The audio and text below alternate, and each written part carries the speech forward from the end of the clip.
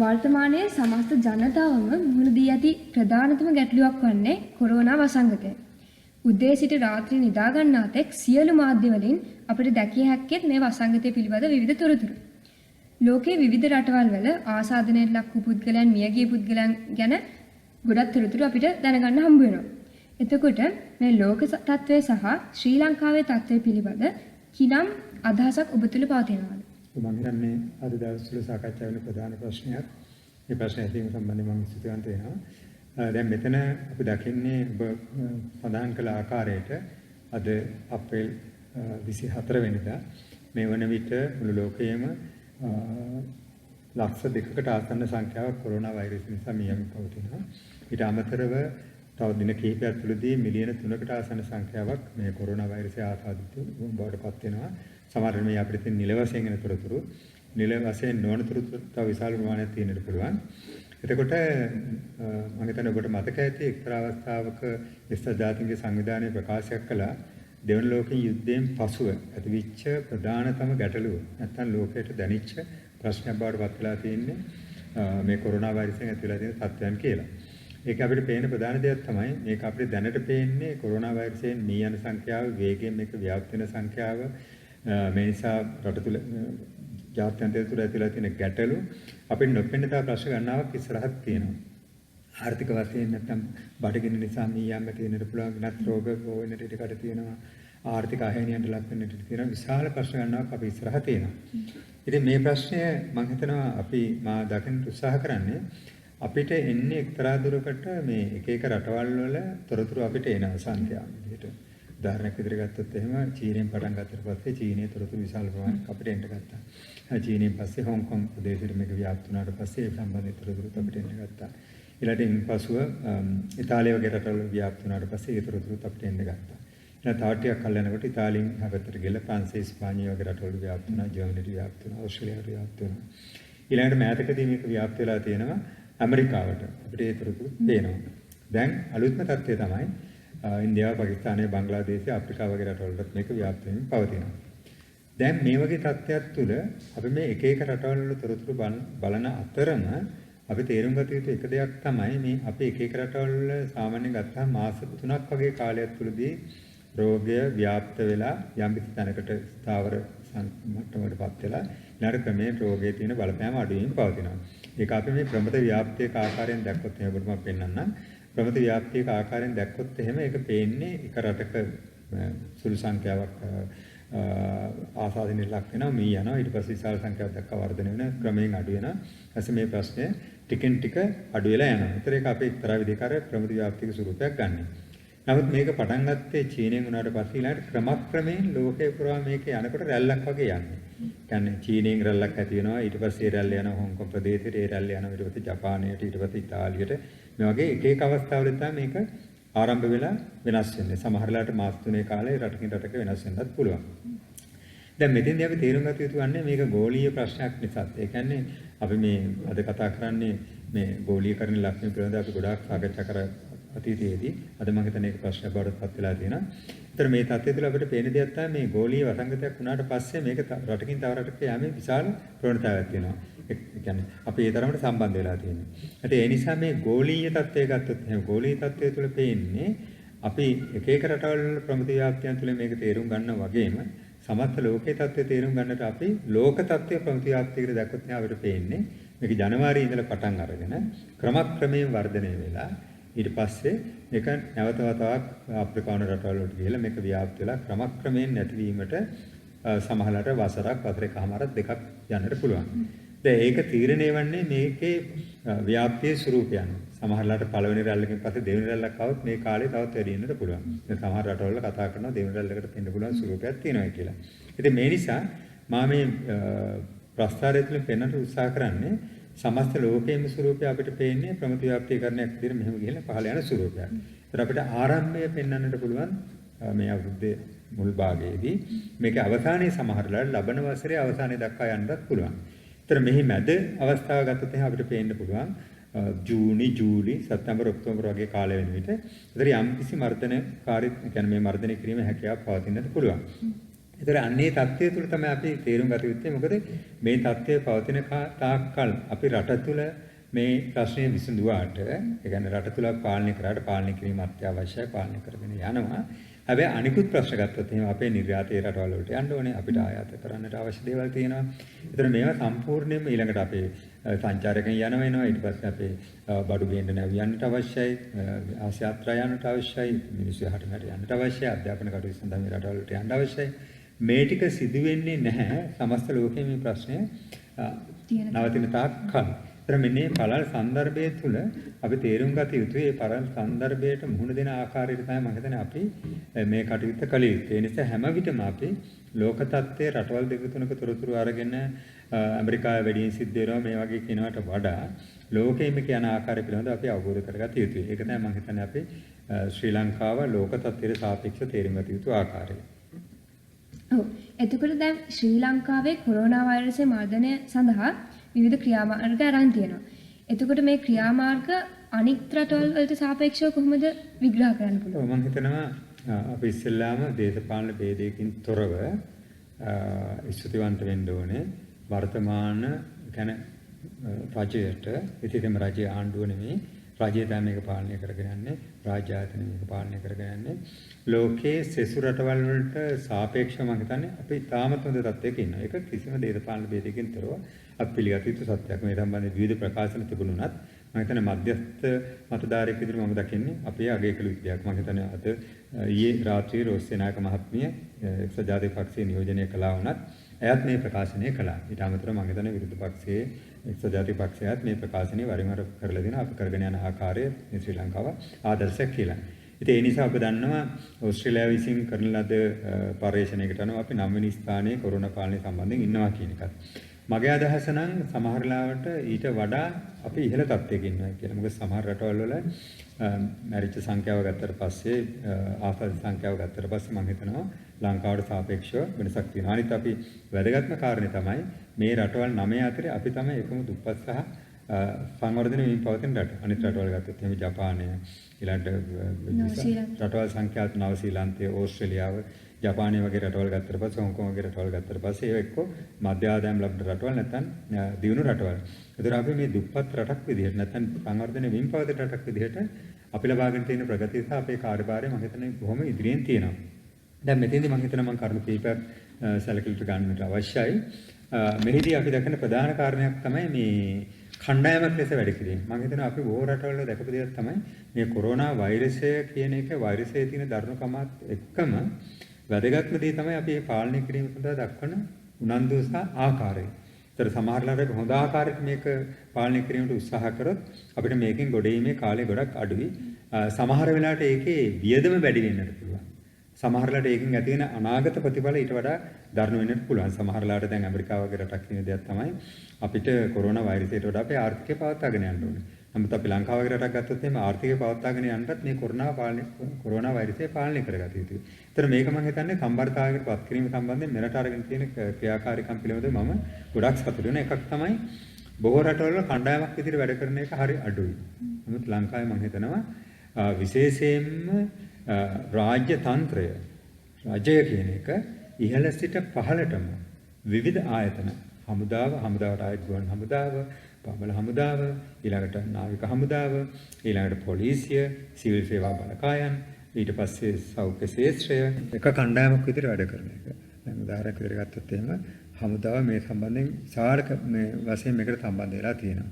ඒතර එතෙන්දී අපිට පේන වැදගත්ම කරුණ තමයි අද දවස් තුල රෝගියෙක් සොයා ගන්නකොට අද තව පැය ගාණක් ඇතුළත ඔවුන් නිරෝධායන ස්ථාන වලට ගෙන යාමට, ආරෝග්‍ය ශාලා කරා ගෙන යාමට, අවශ්‍ය පිරිසිදුකම් කිරීමට මේ සීලම දේවල් සඳහා ඉන්න කණ්ඩායමක් තියෙනවා.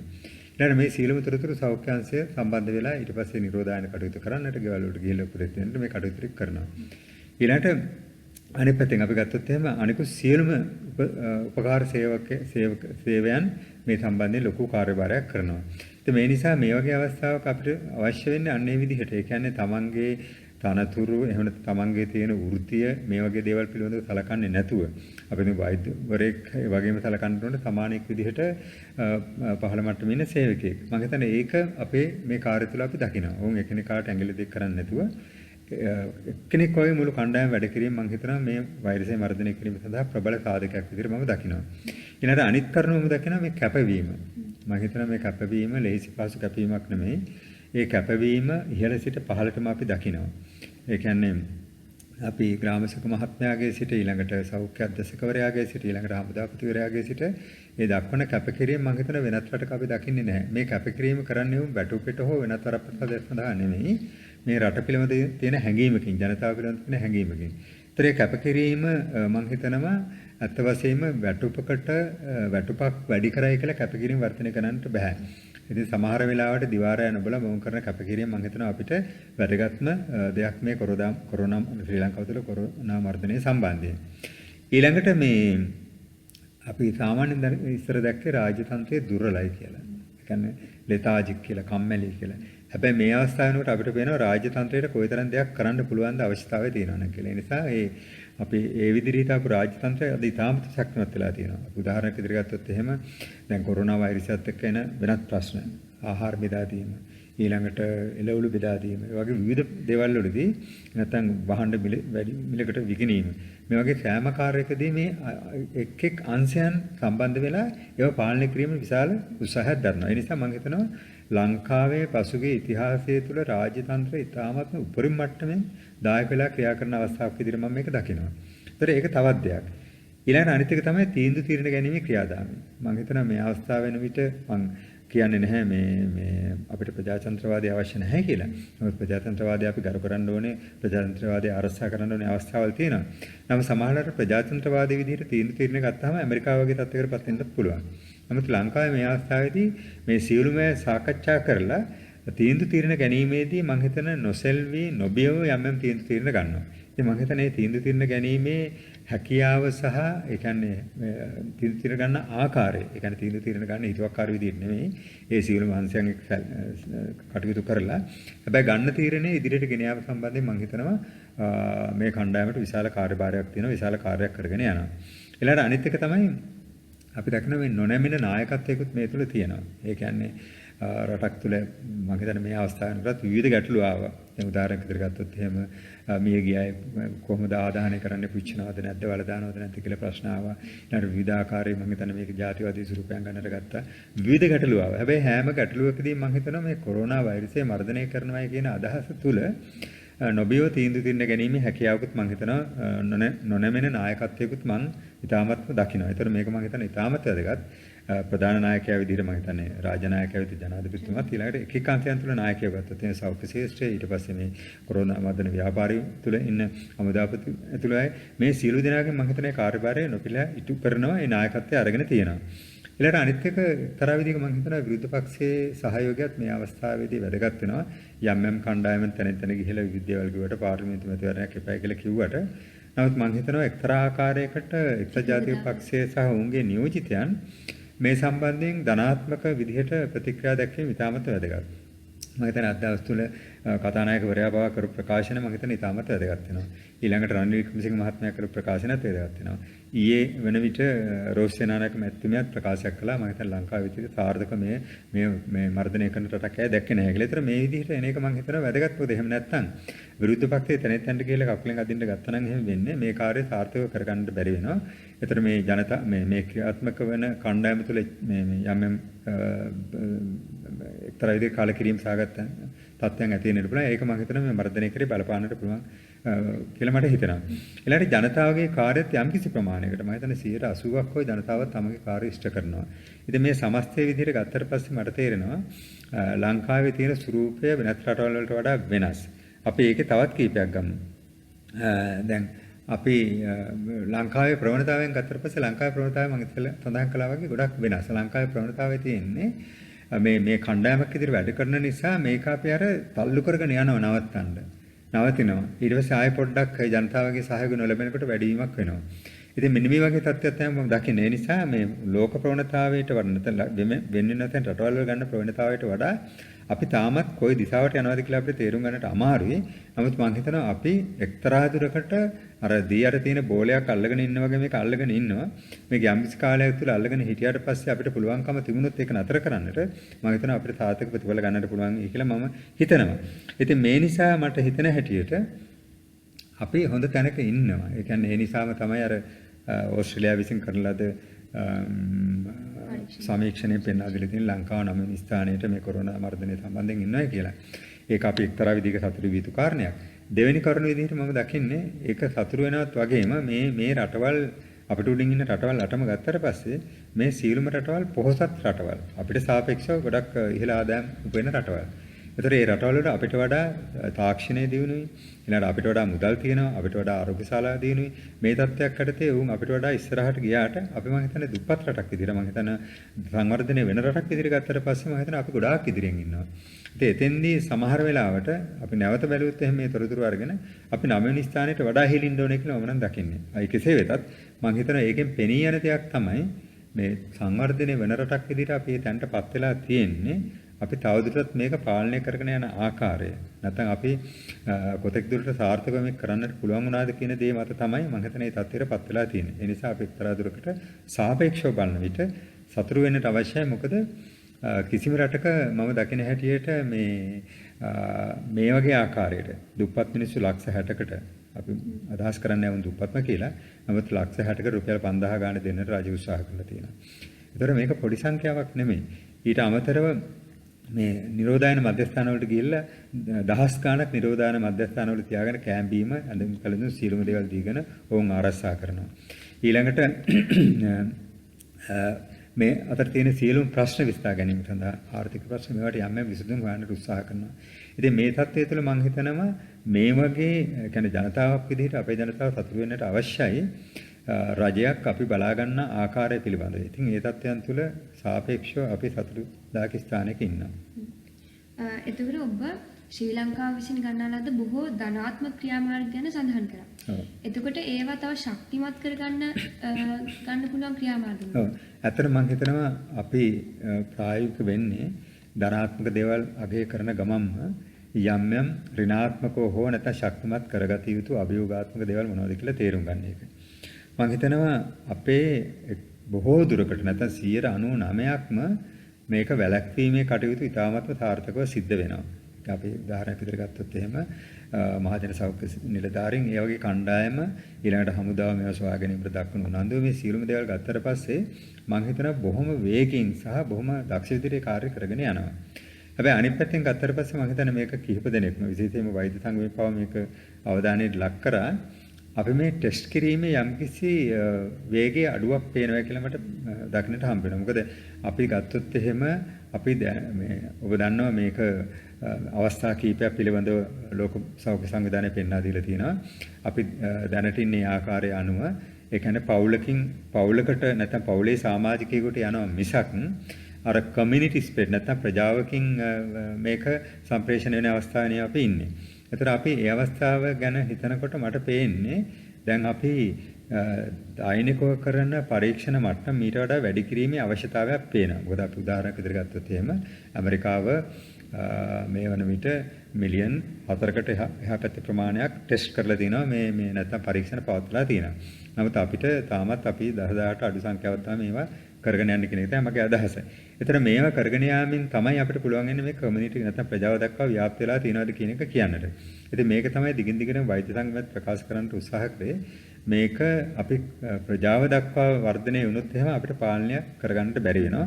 ඒතර අපේ අර කැරින් කැපැසිටි එක නැති වෙන්නට ඉඩ තියෙනවා. සෞඛ්‍ය අංශයේ ලොකු තර්ජනයක් එන්නට ඉඩ තියෙනවා. ඊළඟට හමුදාවට ලොකු තර්ජනයක් එන්නට ඉඩ තියෙනවා. ඉතින් මේ නිසා මම හිතනවා එක දෙයක් තමයි කළ යුතු දෙවන්නේ තව තවත් වේගයෙන් හැකිතාක් දුරකට නියදීම් හෝ නැත්නම් මේ වගේ අපි හඳුනාගත්ත පළවෙනි වටේ දෙවෙනි වටේ තුන්වෙනි වටේ ආය පවා සැලකිල්ලට අරගෙන නියදියක් විදිහට හරියක් PCR පරීක්ෂණ පවත්වලා මේක ප්‍රජාවට ගිහිල්ලා තියෙනවද කියන එක බලන එක. දැන් නාවික හමුදාවේ 30ක් පමණ ආසාදනයට පත් වෙලා කියලා තියෙනවා. ඒතර මේ ආසාදනයේ පත්විච්ච 30 පවුල් ඉන්නවා. ඔවුන් විවිධ සමාජයන් ජීවත් වෙන විවිධ ගම්වල ජීවත් වෙන පුජ්‍යල. ඉතින් මේ ආකාරයෙන් මේක ප්‍රජාවට යන්න පුළුවන් හැකියාවක් තියෙනවද නැද්ද කියන එක පේනවා. ඉතින් මම දකින්නේ අපි තාමත් දෙක ඒ தත්ත්වයේ තුන ඒ தත්ත්වයේ පවත්වාගෙන යාමට නැත්නම් 3B தත්ත්වයට එන්නේ නැතුව අපිට වැදගත්ම කාර්යය වන්නේ වැඩි වැඩියෙන් තවත් සෞඛ්‍ය සේවකයන් වර්ධනය කරගනිමින් විශ්වවිද්‍යාල ශිෂ්‍යයන් හෝ වෛද්‍ය ශිෂ්‍යයන් සම්බන්ධ කරගනිමින් පුජ්‍යලිකාංශය හෝ තවත් ඒ තියෙන PCR යන්ත්‍ර සොයාගෙන මේ ප්‍රමාණය 2000 3000 දක්වා වර්ධනය කරගන්නට පුළුවන් වුණොත් මම හිතනවා අපිට මේක විශාල වශයෙන් අඩු කර ගැනීමේ හැකියාවක් අපිට තියෙනවා. අනිත් එක තමයි මම හිතන හැටියට අපි මේ අවස්ථාවේදී තවත් අපි තැලකිලට ගන්න ඕන කාරණයක් තමයි ජනතාව මීට වඩා පාලනය කර ගැනීම සම්බන්ධයෙන් යම් යම් ක්‍රියාමාර්ග ගන්න ඕන. මම හිතන රජය ගන්නවා. ඉන්දියාව වගේ ලොකු පාලනයකට යටත් කරන්න උත්සාහ කරන්නේ නැහැ. ඉතින් නමුත් මීට වඩා මම හිතනවා සමහර කණ්ඩායම් දැනුවත් කිරීම සඳහා යම් යම් ක්‍රියාමාර්ග ගන්න ඕන. උදාහරණයක් වශයෙන් ගත්තොත් එහෙම සිංහල මාධ්‍ය මේ සම්බන්ධයෙන් රූපවාහිනී මාධ්‍ය පුවත්පත් මේ සීලුම දේවල් වලින් තොරතුරු විශාල ප්‍රමාණයක් අපි අතර එනවා. නමුත් සමහර තොරතුරු අපි ගත්තොත් එහෙම අඩු ආදායම්ලාභී පුජ්‍යලයන්ට ඊළඟට ග්‍රාමීයංශයේ පුජ්‍යලයන්ට මේ තොරතුරු නැත්නම් වෙනත් භාෂාවක් කතා කරන පුජ්‍යලයන්ට අපි හිතමු උදාහරණයක් විදිහට ගත්තොත් එහෙම ද්‍රවිඩ භාෂාවෙන් වතුකරේ සහ වෙනත් අංශයන්ට මේ අපේ තොරතුරු ඒ ආකාරයෙන්ම සම්ප්‍රේෂණය නොවන බව පේනවා. ඒ නිසා අපිට අවශ්‍ය වෙනවා මීට වඩා මේ වේගයෙන් සහ අනිකුත් භාෂාවලින් මේ සම්බන්ධයෙන් තොරතුරු ප්‍රචාරය කරන්න. මොකද ඒ මාර්ගයෙන් විතරයි අපිට පුළුවන් වෙන්නේ යම් යම් මේ තොරතුරු ලබා ගන්නට බැරි පුජ්‍යලයන් අතරින් මේක මේ වළක්වා ගැනීමට තියෙන ඉඩකඩ අඩු කර ගැනීමට නැත්නම් අපිට අපහසු වෙනවා. ඊළඟට මම හිතනවා මේ වන විටත් යම් යම් ක්‍රියාමාර්ග අරගෙන තියෙනවා වෙළඳපොළ තත්ත්වයෙන් යටතේ විවිධ කටයුතු සම්බන්ධයෙන්. නමුත් මම හිතන්නේ මීට වඩා ඒවත් ක්‍රමානුකූලව මම හිතන්නේ ක්‍රමානුකූලව කරගෙන යනවා. කෙසේදත් යම් යම් ගැටලු ඇති වෙනවා.